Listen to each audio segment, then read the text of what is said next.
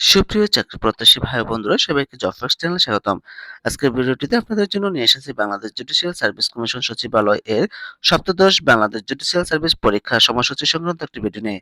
আমরা দেখতে পাচ্ছি লিখিত পরীক্ষাটি শুরু হবে আগামী 20/7/2024 খ্রিস্টাব্দ তারিখ থেকে এবং শেষ হবে 31/7/2024 খ্রিস্টাব্দ তারিখ এবং পরীক্ষার সময় বিকাল 2:30 থেকে 5:30 পর্যন্ত। এছাড়া পরীক্ষা সংক্রান্ত বিভিন্ন নির্দেশাবলীগুলো দেওয়া হয়েছে। আপনারা নির্দেশাবলীগুলো ভালোভাবে দেখে নেবেন।